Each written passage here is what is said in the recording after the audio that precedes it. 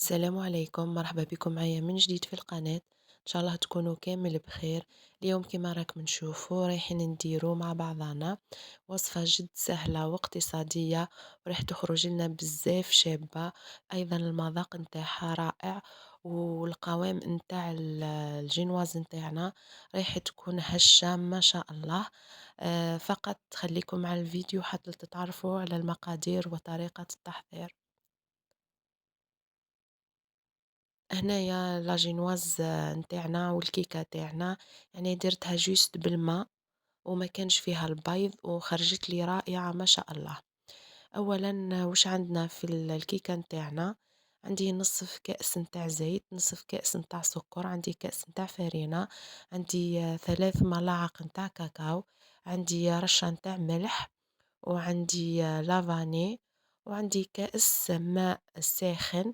ضفت ليه 2 ملاعق نتاع نسكافيه، أنا حبيتها نديرها بذوق النسكافيه.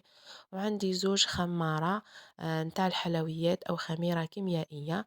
هنا في ان ريسيبيونت رايح نجيب الصفاية نتاعي باه نغربل الفارينة ونغربل الكاكاو، يعني النواشف كاملة راح نديرهم مع بعض.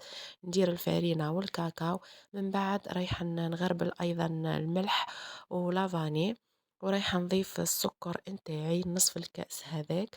بعد ما ضفت النواشف كلها مع بعضها رايحة نخلطها بالفوي مليح حتى يندمجوا كامل المكونات.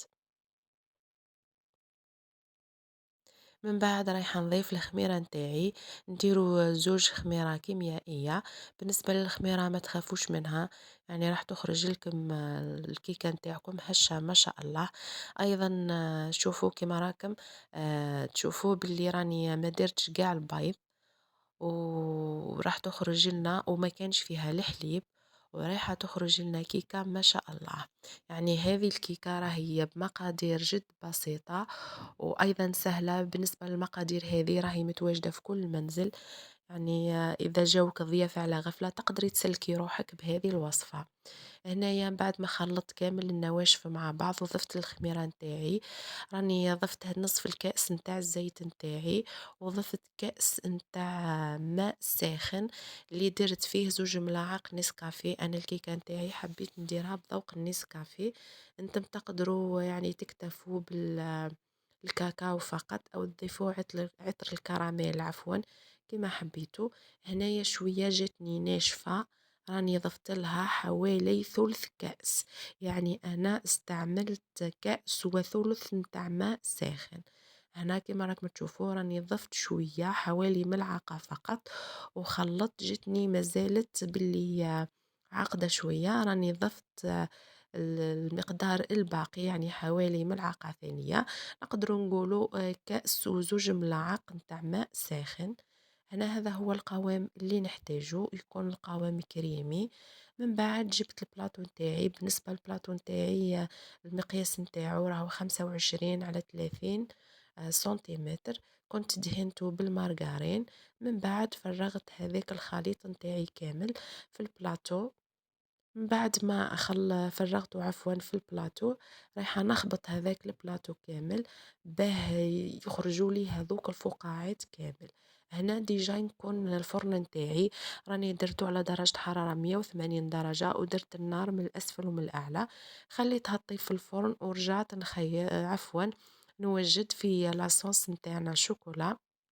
هنا ما استعملتش قاع الشوكولا كما راكم تشوفوا، فقط يعني درت نصف عفوا 2 ملاعق نتاع سكر حبيبات، ضفت عليه 2 ملاعق نتاع كاكاو، ضفت عليه ملعقة ونصف نتاع فرينة. بالنسبة للفرينة يعني ما تستغربوش، يعني الفرينة هي اللي رايحة تخلي لكم القوام نتاع الشوكولا هذه نتاعكم، صوص الشوكولا تكون كريمية. من بعد ضفت كأس نتاع الحليب، وضفت عليه كما راكم تشوفوا رشة نتاع الملح. بالنسبة لرشة الملح راهي ضرورية. انايا كيما راكم تشوفوا راني غلطت في لاروم، كنت رايحة ندير لاروم تاع الكراميل، غلطت جبت لاروم تاع الفرomboise ومن بعد راني غيرت، رايحة نخلط كامل المكونات مع بعض. بالنسبة للأروم متاع الكراميل أو الوجو متاع الكراميل هو اللي راح يعطي هذيك النكهة اللي في لاصوص الشوكولا متاعنا، وراح تكون يعني آه، كيما لاصوص شوكولا اللي نشروها من برا. هنايا بعد ما خلطت كامل المكونات مع بعضها، نحط الطاوة متاعي فوق النار على نار هادئة فقط، وراح نبقى نحرك بالفوي، يعني ما نغفلوش عليها باه ما تتحرقش لينا في الأسفل. راح نبرق عفوا نحرك بالفوي حتى تعقد لي هذيك الكريمة متاعي، نشوفوها ولا القوام متاعها كريمي. رايحين نطفو عليها ونخلوها على جهة. يعني بالنسبة للعملية هذه نتاع لاصوص شوكولا راهي ناجحة 100%. كنت درتها معاكم من قبل وراني عاودتها هنايا. بالنسبة للفيديو اللي كنت دايرته من قبل اللي فيه هذا صوص شوكولا، درت ليزي كيك ويعني خرجت لي ما شاء الله، وراني عاودتها. يعني بلا ما تستعملوا الشوكولا راح تخرج لكم صوص شوكولا نتاعكم هايلة. هنا راهي بدت تعقد لي كما راكم تشوفوا،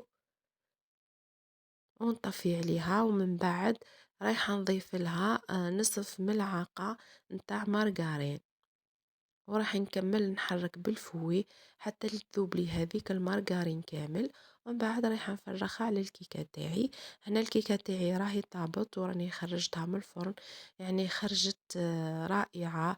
القوام نتاعها هش ايضا، يعني اذا جربتوها ما راحش تندموا، راح تنسيكم في كامل الكيكات اللي كنا نخدموهم من قبل مع بعض.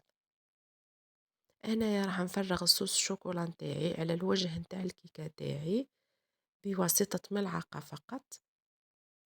ومن بعد راح نوزع هذيك صوص الشوكولا تاعي كامل على السطح نتاع الكيكة بهذه الطريقة.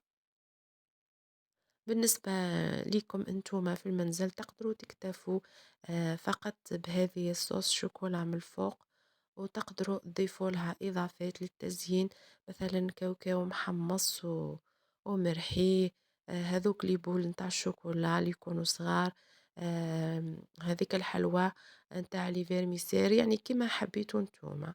أنا هنايا كانت عندي شوكولا لا سافور بذوق الليمون، كنت خبيتها من قبل يعني فضلت لي، درتها في ليمون نتاع السيليكون، ومن بعد خبيتها في الثلاجة. رحت ذوبتها على حمام مائي، ومن بعد زينت بها من الفوق. هنايا بعد ما دهنت هذاك الوجه نتاع الكيكة نتاعي راح نخليها على جهة ونزين بالشوكولا كما قلت لكم بلوغو نتاع الليمون. هنايا راني بالنسبة للتزيين راني درت خطوط فقط نتاع الشوكولا،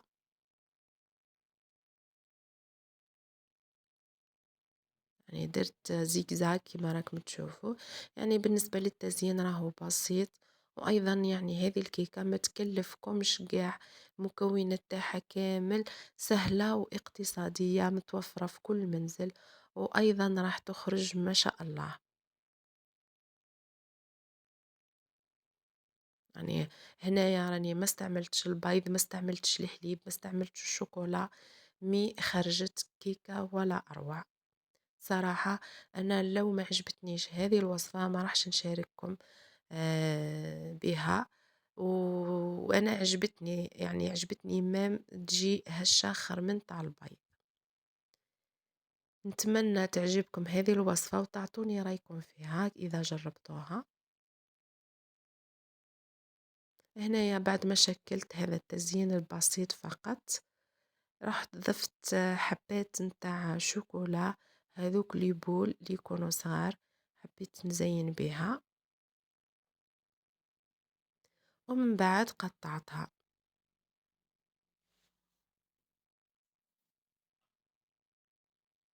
يعني وصفة جد رائعة وجد بسيطة، مكوناتها سهلة، وش راح نقول لكم، يعني تخرج لكم ما شاء الله. هذا هو الشكل النهائي نتاعنا، نتاع الكيكة نتاعنا، خرجت لي ما شاء الله، يعني توالم قهوة العشية. لحقنا لنهاية الفيديو، إن شاء الله الوصفة تنال إعجابكم، ونتلاقاو في فيديو جديد إن شاء الله. تبقاو على خير.